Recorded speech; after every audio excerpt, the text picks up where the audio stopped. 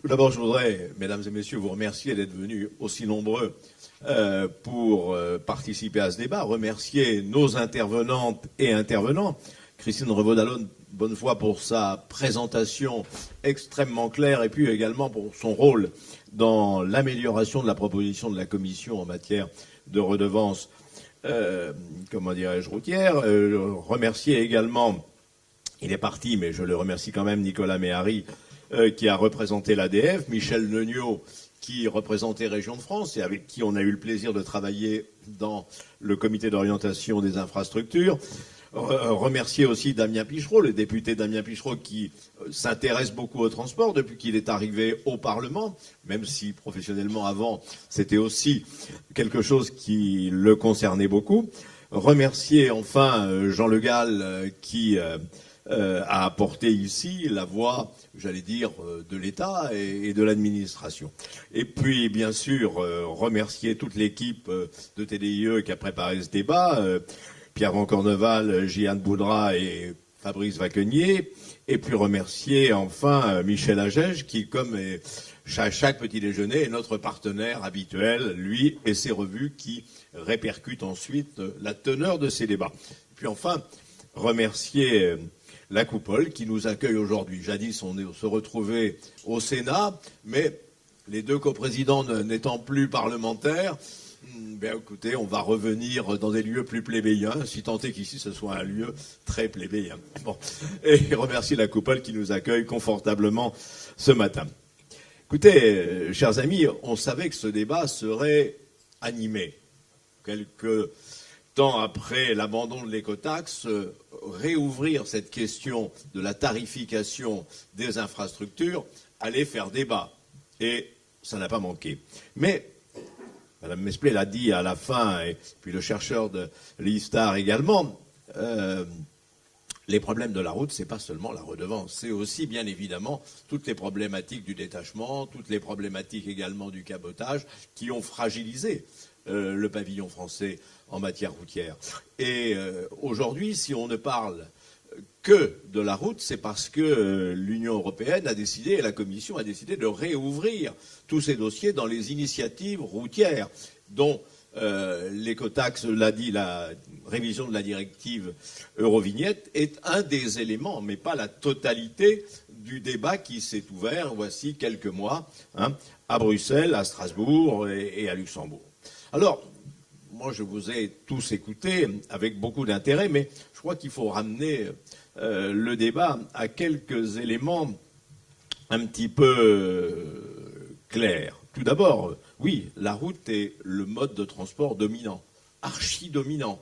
Et il ne s'agit pas de porter un jugement là-dessus. C'est un constat que nous faisons, qu'on a fait aussi dans le Conseil d'orientation des infrastructures. J'ai lu dans une excellente lettre en ligne, mobilette pour ne pas la signaler, qu'on avait changé la doctrine de la France, qu'on avait abandonné le transfert modal. Non, tout simplement, on a constaté que ce qui a été un mot d'ordre pendant presque 20 ans ne fonctionnait pas. Et qu'aujourd'hui, il fallait que la route était en train de muter considérablement, et qu'il fallait aussi, bien évidemment, s'en préoccuper. Oui, la route et l'autoroute, et les autoroutes, apportent la totalité des financements de la FIT.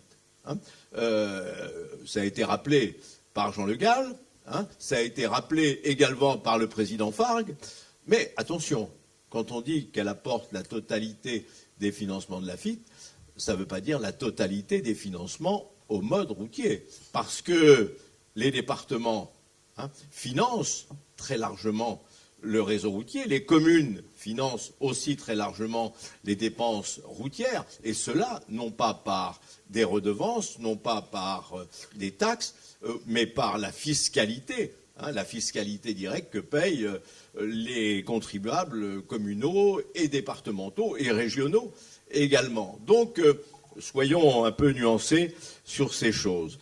Enfin, bien évidemment, oui, la route a besoin de crédits d'investissement et d'entretien. Certains ont dit que, tout à l'heure ça a été rappelé par le délégué de l'ASFA, les autoroutes avaient aujourd'hui, comment dirais-je, complètement assumaient leurs dépenses d'entretien, avaient internalisé un certain nombre de coûts. Certains même vont jusqu'à dire qu'elles sont surentretenues. Hein. Jugement que je ne partagerai pas. Hein. Mais bien évidemment, elles sont surentretenues par rapport à d'autres réseaux qui sont en souffrance.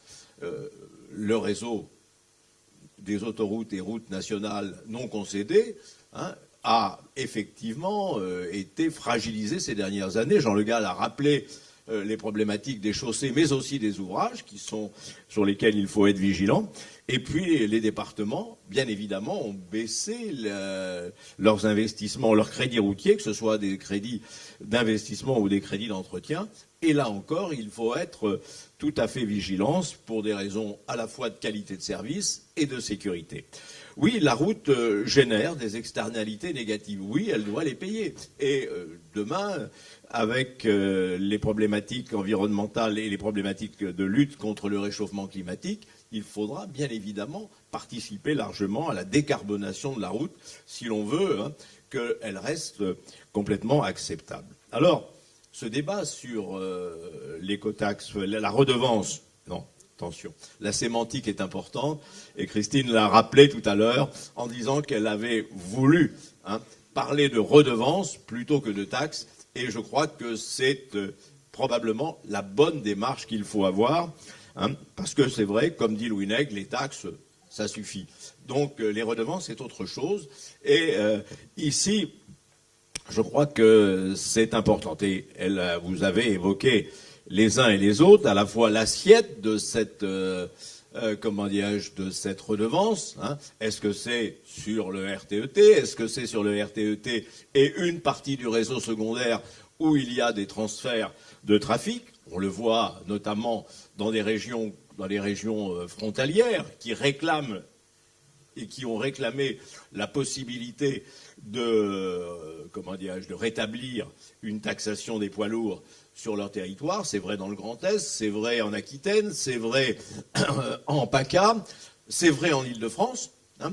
Et bien évidemment, ici, l'assiette, ça pose aussi la question des véhicules qui doivent payer. J'ai entendu, moi, ce qu'ont dit les professionnels de la route qui disent attention, c'est pas nous qui sommes les plus pollueurs, c'est les véhicules particuliers. Hein. Vous êtes probablement ceux qui avaient l'effet le plus abrasif sur le réseau, mais peut-être pas, effectivement, le plus polluant. Et je pense qu'ici, la question se pose de taxer aussi les véhicules utilitaires légers de transport. Toute la problématique est là. Comment est-ce qu'on taxe? Et ça, Christine le dit dans son rapport, elle parle de véhicules utilitaires légers affectés au transport. Le problème, c'est comment on discrimine les véhicules, les VUL qui font du transport et les autres. C'est une question qui n'est pas simple.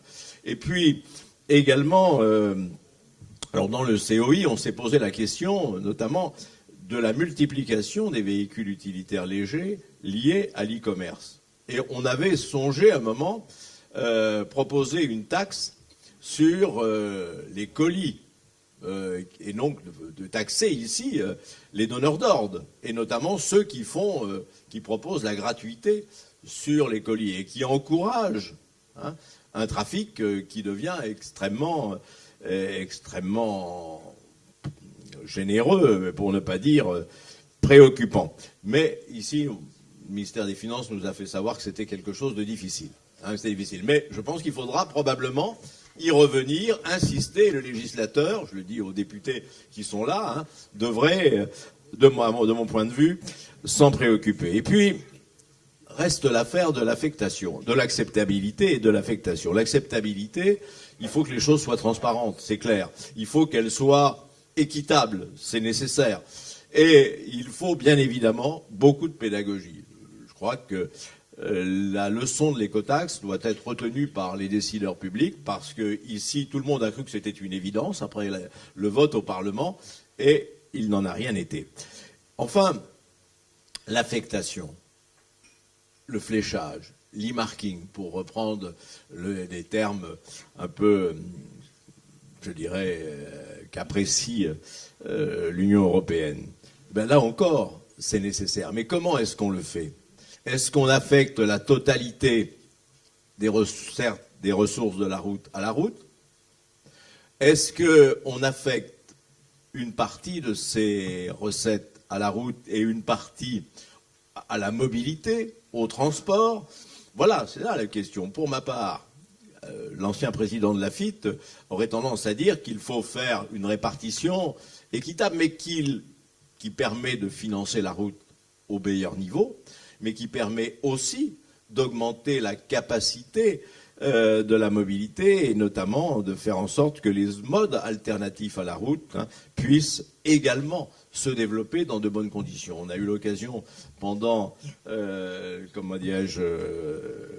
les travaux du COI d'aller sur le terrain, de voir par exemple la fatigue de certains équipements, à la fois ferroviaires, mais également fluviaux et de voies d'eau. Et je crois qu'ici, il y a des choses à faire. Le problème, ici, à TDIE, on n'a jamais opposé les modes. On a essayé de les faire dialoguer entre eux. On a essayé de faire en sorte que chaque usage de mobilité, enfin, que chaque acte de mobilité utilise le mode de transport le plus pertinent. La route a un domaine de pertinence extrêmement large.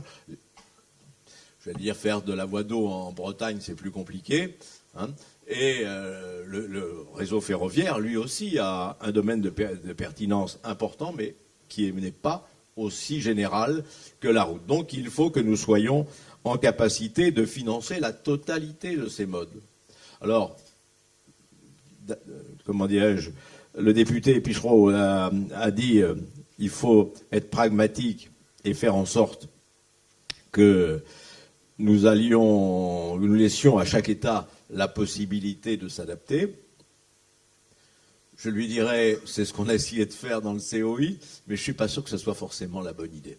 C'est ce qu'on a essayé de faire en reproposant, comme l'a dit Louis Nègre, en deuxième ou en troisième rideau, la mise en place d'une vignette d'usage. Pourquoi en troisième rideau? Parce que, effectivement, comme vous l'avez dit, et comme l'a souvent dit Louis Nègre pendant nos travaux, on prélève beaucoup sur le mode routier et qu'il ne serait pas complètement, illégitime de réaffecter 2, 3 ou 4 centimes de TICPE vers les transports. Ce serait, de mon point de vue, la façon la plus rapide, la moins coûteuse, la plus efficace de le faire. Bon, j'ai cru comprendre que les 12 centimes qui avaient été votés dans le budget 2018 avaient déjà été affectés par Bercy à d'autres usages. Mais je pense qu'il n'empêche qu'ici, c'est un sujet qui mérite débat. En revanche, donc c'est pourquoi alors si on a proposé en deuxième rideau d'utiliser cette vignette d'usage, c'est parce qu'on avait entendu le message de la ministre en charge des Transports qui souhaitait taxer les poids lourds étrangers. Mais on ne peut pas taxer les poids lourds étrangers sans taxer la totalité des poids lourds qui circulent sur le réseau. Donc c'était une façon à la fois équitable et qui, j'allais dire, était plus prévisible pour les transporteurs qu'une redevance kilométrique. Et puis c'était peut-être une propédeutique pour arriver à la redevance kilométrique dans quelques années si tous les États membres adoptent les propositions de Christine Revaud-Dallon et d'une redevance, disons, proportionnelle à l'usage de l'infrastructure. Voilà ce qu'on peut dire en résumant rapidement à grands traits ce débat qui a été très riche et auquel je vous remercie tous d'avoir participé ce matin.